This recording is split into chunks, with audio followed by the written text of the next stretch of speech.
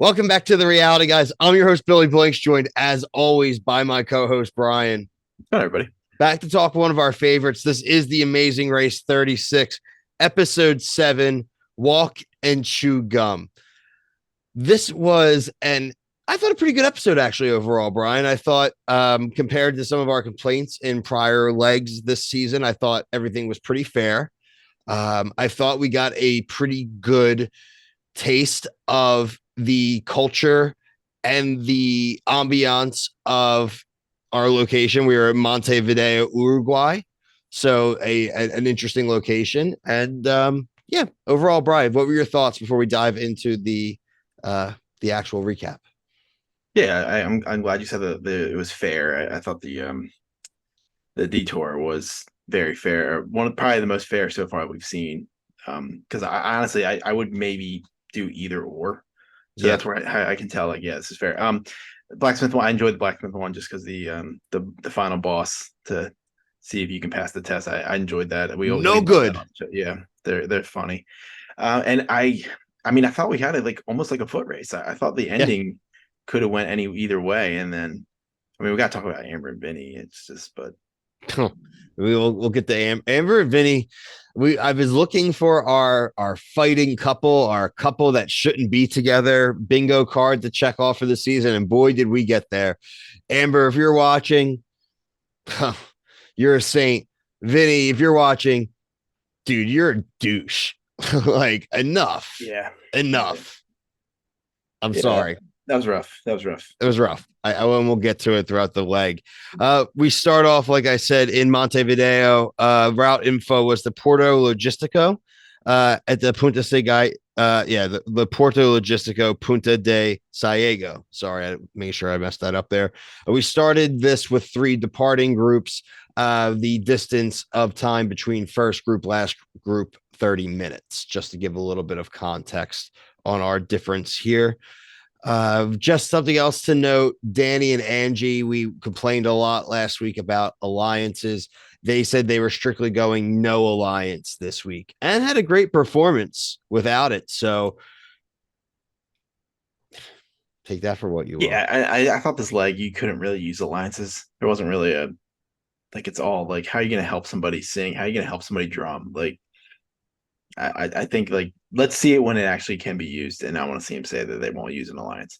I'm all for people doing whatever they can do within the boundaries of the rules, and they did that last week, especially holding up the spots. I think an easy fix for that for Amazing Race is just to make a rule that once you complete a task, you have to leave. That's all. Yeah, like You put just pencils make down. it. You just make it a rule. That's all.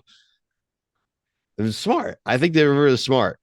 First Mm. roadblock or the roadblock, Brian, was who wants to make sparks fly? This is where you had to weld 2 pieces of metal together and then pass a stress test, which was awesome. It was like this blacksmith with this hammer, and he got 2, and it was great because it was 2 smashes, and they didn't Mm. let them know that. So the first time when someone Boy, passed the first smash, they're like, "Yeah, boom, shit, was it Juan and Shane? I think it was. yeah, Yeah, yeah." that was great because he was like super happy and then just like fail You judgment. fail. It was stick welding. I actually have some experience. My first job out of college, part of it was selling welding materials and welding gases and stuff. So this was a good old fashioned stick weld. Problem I saw from afar, 2 things. They were not penetrating there enough. They were just melting a bunch of their stick onto the metal. You really need to make sure you're keeping contact between the 2 so they actually weld and fuse together. Also, flip the damn thing over and weld in the spine a little bit Mm. and add some support. I didn't see them get told that they were not allowed to do that. Maybe they weren't, but then even then, the advice we heard towards the end was the correct advice: slow and steady. You don't need to do a whole bunch, just a straight line there. And I thought it was fun. It doesn't really have a ton to do with Uruguay other than they build ships and stuff there, but build ships everywhere. But I've never seen that before. Maybe there was a welding challenge in the past we don't know about, but it was cool. Yeah, I thought it was cool. I like you said, I always they had that little thing to hold it up that like to make it like an L. But yeah, right. I never The saw him flip it 90-degree over. line I wonder if it had to be like that. But had to match the weld, which mm, even if so, there was a lot of sloppy welds, which was really funny. Mm. A lot of people had connections to welding too. Yeah, There's weird.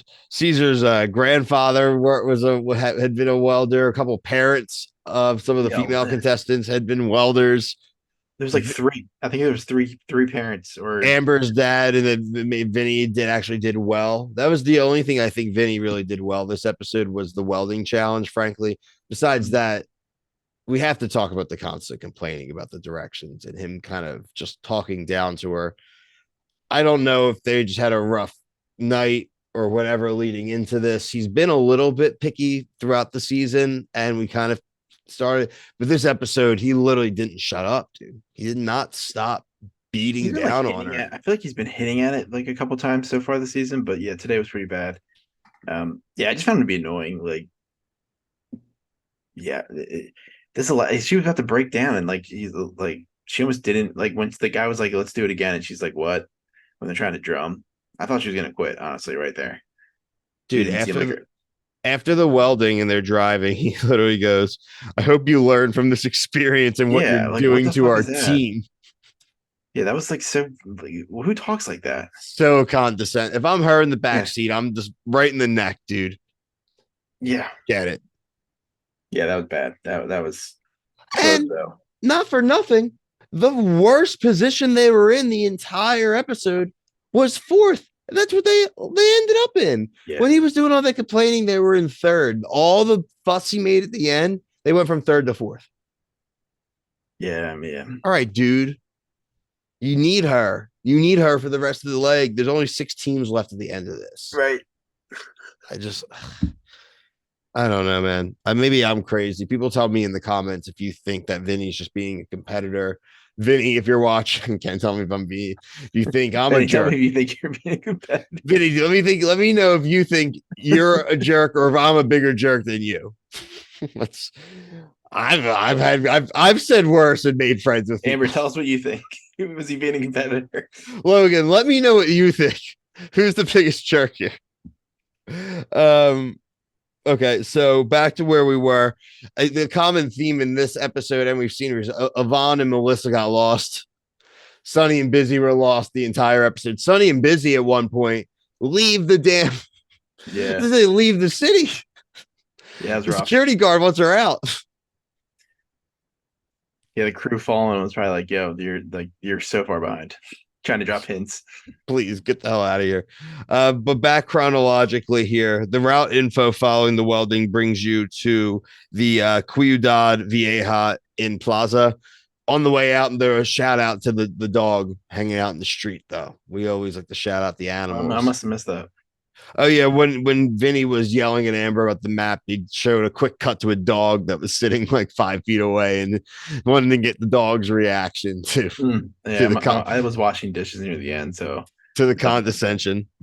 Um, Sonny and Busy went way out of the plaza. We know this. We get over to the detour, Brian. We kind of talked about this a little bit at the beginning of the show here. You could either do the candombe or the murga. The candombe was a drum routine, an offbeat rhythm, not a simple rhythm, basically a rhythm in one hand and a rhythm in another hand. That's really freaking tough.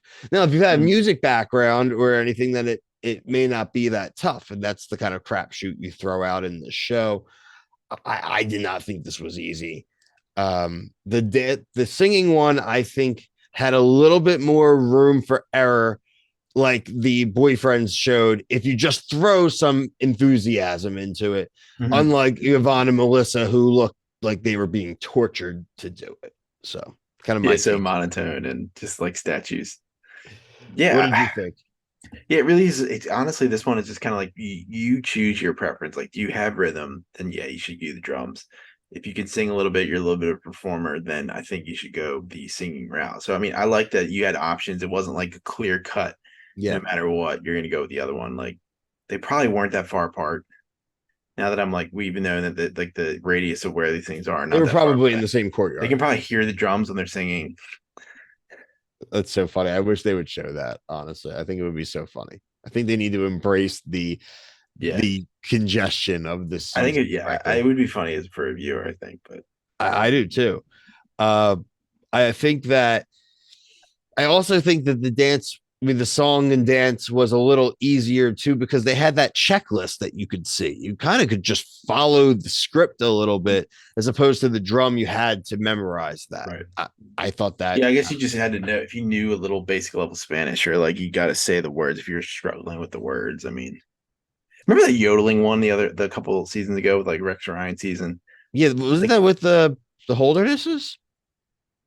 no, I think they were after that. I think they were before that season before that. Because there was the Donald Where's Your Trousers Yeah, that was the season before. the season before that. But I'm like that one. Those were tough, where you had Those are to like tough. kind of like I'm kind of comparing since we've seen some seasons, like what it's like to this one. The judge was like, you need to be more. He actually said what they needed to do. No good. Yeah, the one time he's like, you need to be more like dancing, and like they would never say that. And yeah, jazz hands. You want to be a star, don't you? Yvonne and Melissa, 8 attempts, which frankly, like Sunny and Busy were 19 miles behind in a 5 mile race. And I don't know if it was good editing or what, but the fact is that if they had just stayed on track in the beginning, they were very quick. They were comfortable with the drum stuff. It Mm-hmm. seemed like they moved through it pretty smoothly, at least from what we were shown. Mm-hmm. It's just really a shame. I'm just very confused. We never have any time to listen to anyone else's podcast. So I someone know. in the comments wants to let us know what they say about why the hell they got so damn lost. Or again, is it just the edit making it seem like they were way more lost than they were? Would love that info because, like you guys know, they're just not going to listen to it. So Right. I mean, what are we supposed to do? We got 19 other shows to do in this next 2 days. Like people know by now, I hope. we're trapped in these boxes in your screen. We actually don't go anywhere else. Mm-hmm. Mm-hmm. Let's see here. The next pit stop, Brian, was going to be at the Playa. Oh, wait, no. Don't want to skip the Mario Party reference for Murga. It reminded me of performance, of baton, things like that. So there is baton on in Super Mario Party. It's a game where you kind of follow the leader, and you have to kind of stop. You're following it. Just the spirit of it, I think, Mm-hmm. works out, and we don't want to miss one.